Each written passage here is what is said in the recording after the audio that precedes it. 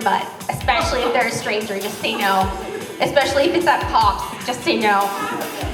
People with track marks, bad idea. Hippies, I'm sorry. I didn't realize there's so many of you here tonight, but I always say no to hippies. Girls with fake tans, homeless people. If you're gonna spend your money on drugs, it should not be on other people's drugs. Undercover cops, and then girls who dance on top of stuff. I am a veteran and I apologize. Here's another little informative bit about that. Girls who dance on top of stuff. You see here, the higher the platform, the more problems they have.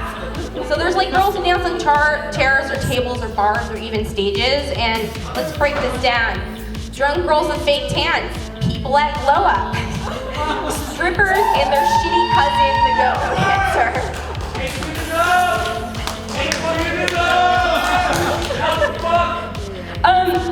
Sometimes we reach that point too where we're about to be that miserable asshole because we're too fucked up, and here's some tips.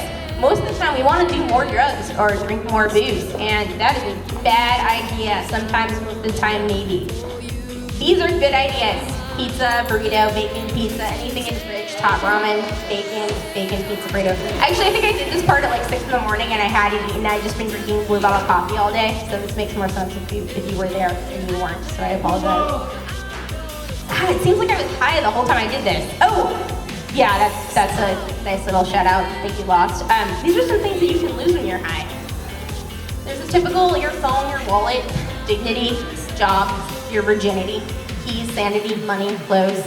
And let's do a breakdown of the last two there. With money, you actually spent that on drugs. There's a small chance you lost it on the floor or spent it on cabs or possibly spent it on sex, but whatever, dude. Spent that money on drugs. Clothes.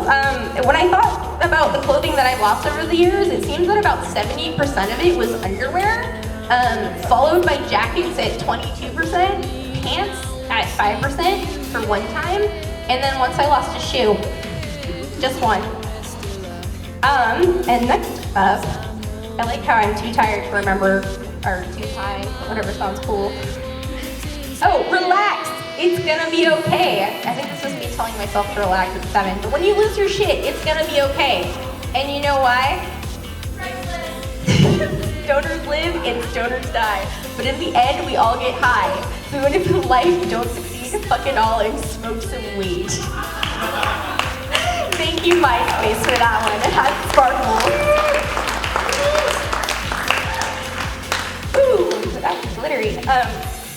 Oh, this is definitely, okay, this is just kind of some advice. Learning from past mistakes is for pussies. Like if you did 6 hits of acid one time and it was really awful, maybe it's because you did the wrong acid and you should try it again. Just saying. Or like that one time you hooked up with your ex-boyfriend and it was awful, well, you're high right now and you should probably just go for it. Because you know what? Past mistakes are for pussies. Also, sleep and having feelings. Those are gross. Oh, and I forgot, I found some awesome MySpace glitter here. I don't know what that means, but I thought it was appropriate. Practice makes perfect, but too much makes a whore. Yeah, this is where the presentation gets a little high. Oh, and then this is the final one. I forgot. Hello, sexy. It is Tuesday. Time to party. And that's how I would like to end this all. I hope you learned some things about my shitty bad mistakes and how I make them.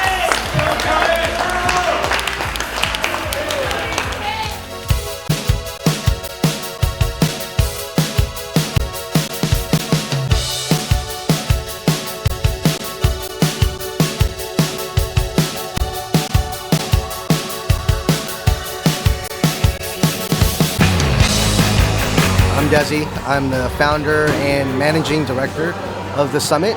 Summit's located at 780 Valencia on 19th. Building's got a really interesting history. It was part of the old New College campus, and a venture fund called IO Ventures bought it.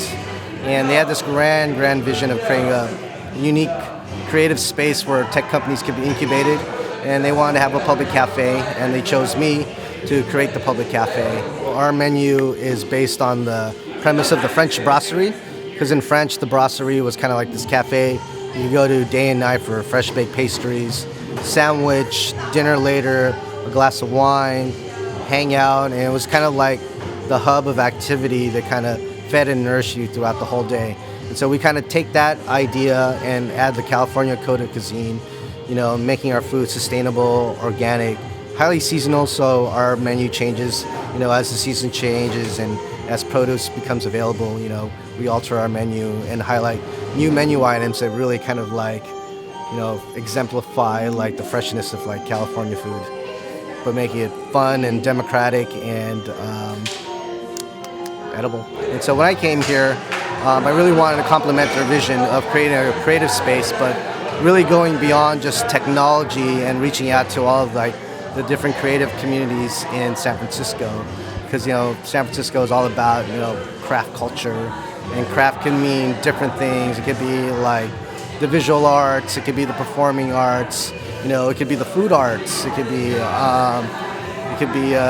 DIY handkerchiefs, it could be fashion design. Craft is basically kind of your creative expression, and we're very expressive people here in San Francisco.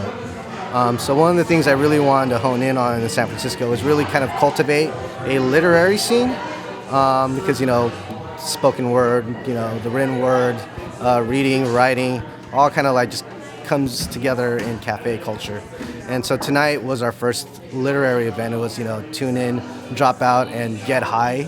It was timed specifically for Prop 19 because there was a good chance we were going to legalize marijuana in California, but it didn't. But we went ahead and decided to go forward with the event because there's a lot of relevance to mind experimentation, if you will.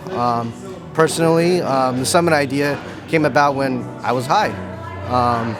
The first iteration of the summit was actually a monthly party I used to do at Club 6, and I think I was really stoned one night, and I started watching Close Encounters of the Third Kind, and the one scene in Close Encounters of the Third Kind that really got me was when the aliens came to Devil's Peak, and they were trying to communicate with the humans, and the only way they could communicate was through basic sound and color and tones, and that just blew my mind that was kind of the basic vocabulary of communication in the universe. So I kind of went off from that idea, and I created this party concept where I would get these different genres, or different DJs play different genres and connect the dots. So it would go from dance hall to drum, or raga, to drum and bass, to electro and back and around again.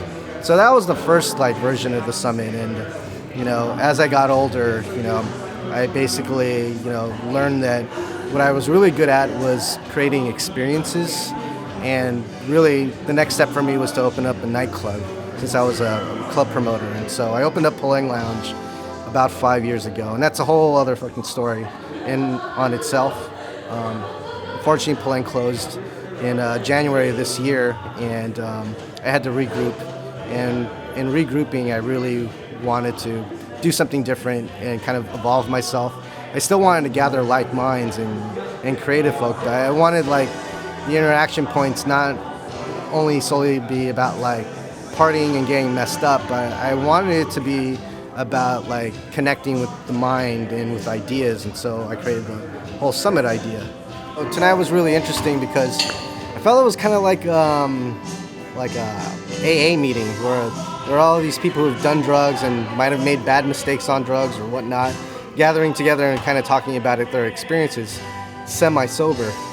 I think Kelly Kate is like a celebutante on the internet. She likes to express herself and open herself up to cyberspace. And if you ever read her blogs or read her twits or Facebook status updates, it's always about stupid shenanigans of her on OkCupid or stupid things she sees as working at Door.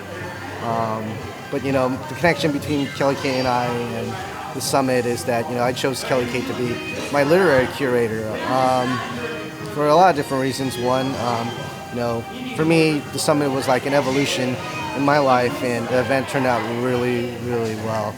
Part of the summit is, we have an art gallery component called the Peak Gallery, and the Peak Gallery is all about the applied visual arts, graphic design, fashion design, industrial design, where form follows function. And so one of like the basic premise of like, you know, the Peak Gallery and the Applied Visual Arts is the connoisseur as the collector. And so a lot of like, you know, art that comes out of like, you know, the Applied Visual Arts is usually ethereal art or art that's like meant to be thrown away. So, you know, usually it's the collector who adds value and kind of showcases the ethereal art. Like a lot of examples are, you know, the sneaker hype, you know, sneaker shows. You know, before sneakers were like, you know, functional works of art, but no one really saw any art until the collectors got together and saw a story and saw value in each piece. And before you knew it, you know, it was, you know, raised up to the standard of art.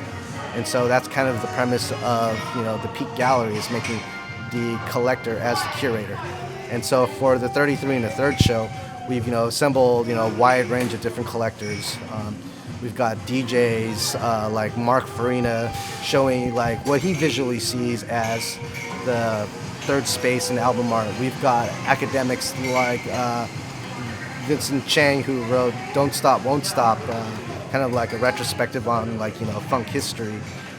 We even have like, you know, record shop owners like Cool Chris of Groove Merchant, or the cat who owns Rooks Records. And that's what we're about here, is cultivating craft culture. You know, keep it moving, keep progressing, and don't stop. I wake up alone, naked in bed. The bright white promise of a high so great that overdrawing your bank account doesn't seem like that bad of an idea. Bad decisions just mean awesome decisions, most of the time. And I know for a fact that I, at some point during the night, had an orgasm. And the reason I know this, I don't know if any of you guys have ever had sex on acid, but it's, well, first of all, it's no mean feat. And to have an orgasm on acid takes a lot of concentration and a lot of work. And also, it's like, I have this one memory of my head exploding at some point during the evening. The 70s rock star Keith Richards high, that Scarface bury your head in a mound of white powder high. Levels of fun are actually directly proportional to levels of intoxication. The girl from the open relationship girlfriend comes back into town. She asked me to dog sit her dog for a little while. And I'm like, of course, no problem. But you've got that little baggie in your pocket. You grab your friends and make a beeline for the bathroom. Keys come out and suddenly, I'm a really, really good writer, cocaine. For the love of God, do not be doing your own drugs. Doing your own drugs is so 2006. I leave to go to the grocery store and pick up some groceries. I'm gone for 10 minutes max. When I come back, my room is a fucking shambles. This dog has ripped it apart. And I'm like, you know, dogs, you know, tend to do that, not a big deal. I did not realize how good I looked in this dress, cocaine. So you know if someone ever wants to put coke in your butt. I get a call on my cell phone, and it's the girl, extremely angry, the dog owner girl.